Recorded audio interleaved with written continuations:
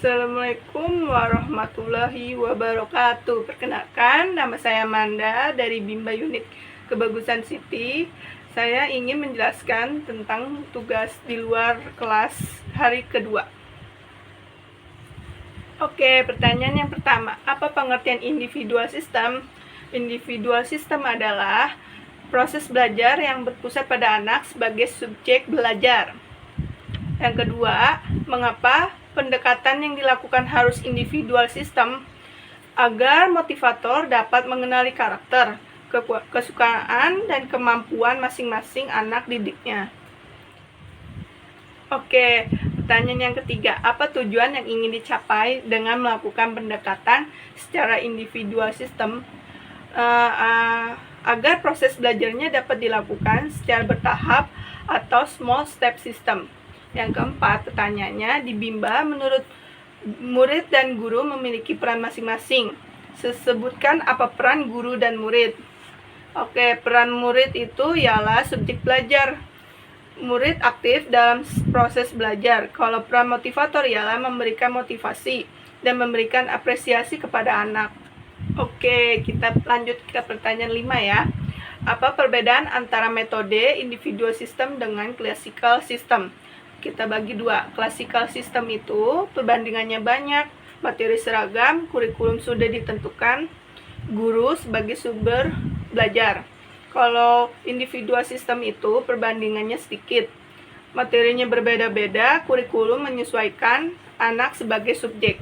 Oke, pertanyaan yang keenam, bagaimana cara yang dilakukan motivator agar dapat melakukan pendekatan secara individual system?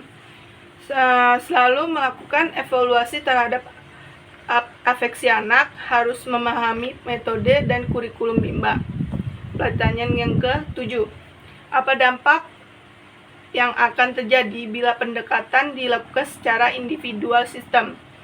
Anak berperan aktif dalam belajarnya dan semangat belajarnya. Pertanyaan yang ke-8, apa dampak yang akan terjadi bila pendekatan dilakukan secara classical system? Anak merasa terpaksa dan belajar menjadi tak menyenangkan. Oke, sahabat Bimba, kita lanjut ke pertanyaan yang B. Yang pertama, apa pengertian variation skill? Variation skill itu ialah kemampuan yang harus dimiliki oleh motivator dalam memvariasikan aspek belajar dengan kegiatan belajar. Oke, pertanyaan yang kedua, mengapa kegiatan belajar harus divariasikan? Rentang konsentrasi pendek, mudah teralihkan, cepat merasa bosan. Oke, pertanyaan yang ketiga, apa tujuan yang ingin dicapai dengan memvariasikan kegiatan belajar? Agar tidak cepat bosan, tetap semangat, antusias, dan tertarik dengan kegiatannya. Yang pertanyaan keempat, sebutkan 3 aspek belajar.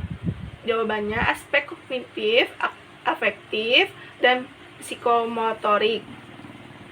Pertanyaan yang kelima, kegiatan apa yang termasuk aspek kognitif? Yaitu membaca dan matematika. Yang keenam, kegiatan apa yang termasuk aspek afektif? Ialah dialog, bernyanyi, bercerita, berdongeng, dan permainan. Oke, pertanyaan yang ke-7, kegiatan apa yang termasuk aspek psikomotorik? Yaitu menari, mewarnai, dan menulis. Yang ke-8, bagaimana cara motivator memvariasikan kegiatan belajar dan aspek belajar? Yaitu dengan cara aspek kognitif, afektif, dan psikomotorik. Oke, pertanyaan soal yang ke-C. Yang pertama, apa yang dimaksud dengan the law of effect atau hukum akibat?